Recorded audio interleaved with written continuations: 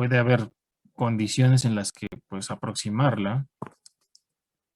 En ese punto pues es posible, ¿no? O sea, mientras se pueda, digamos, el término matemático correcto se dice vecindad, o sea, que es en un punto cercano al punto de equilibrio, punto de operación fijo, ¿no? Vemos que la curva y la línea recta son parecidas, no son iguales, pero son cercanas.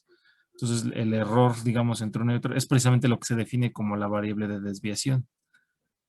¿Sí? Aquí, de hecho, aquí la anotación la hice mal. Esto vendría siendo la Q fija y esta sería la H fija. Y Q y H rayita serían la diferencia entre la Q real y la Q fija y viceversa, ¿no? También para la H. ¿Cuándo no se puede? Porque sí hay casos en los que no. Pues depende de la función. Hay funciones que no se prestan para esto, que por más que yo haga esa aproximación, no se puede, ¿no? Vamos a decir, vamos a poner otro ejemplo más macabro. Ay.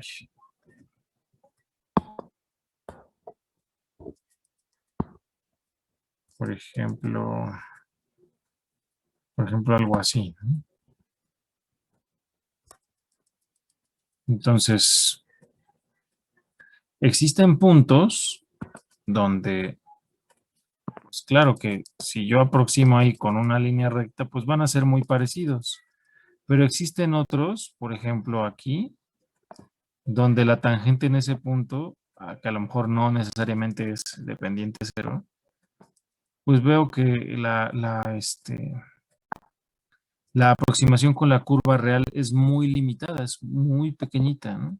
Estamos hablando de un círculo así muy chiquitito en el que sí son parecidas, pero fuera de ya vemos algo que no es para nada parecido. Sí, ya difieren bastante.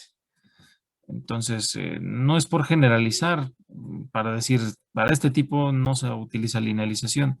Más bien depende del punto de operación alrededor del cual se quiere controlar. Por ejemplo, ya me acordé ahorita de un buen ejemplo. Por ejemplo, el pH, cuando ustedes miden el porcentaje de hidrógeno de un sistema, dependiendo de si entra con reactivos ácidos o base, en algunos puntos tiene como un punto de cambio muy drástico. Es decir, de hecho la gráfica es muy parecida como a la del diodo Zener, ¿no? Se ve algo más o menos así. Así, y de repente hace esto.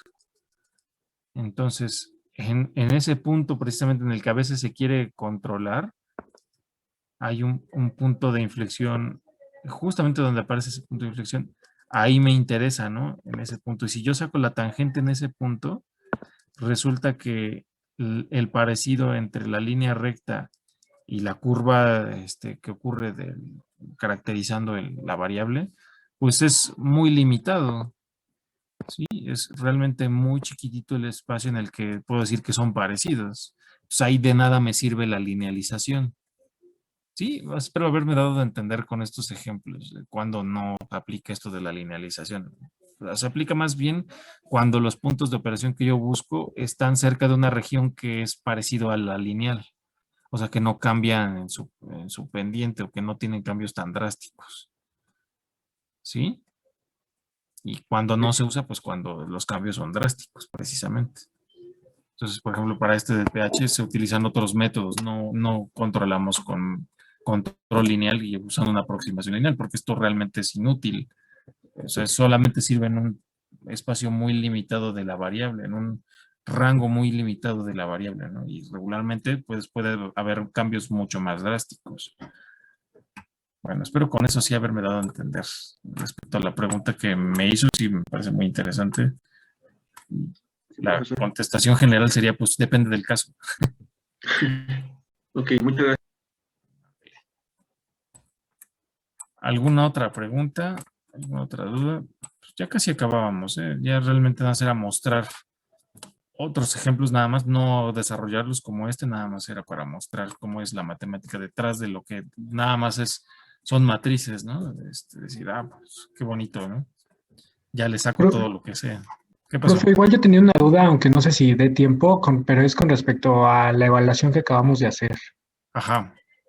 En el inciso 3, en el ejercicio 3, Ajá. creo que fue donde muchos nos ahí como que no supimos qué hacer, que era Como sabe que cuando, los demás también.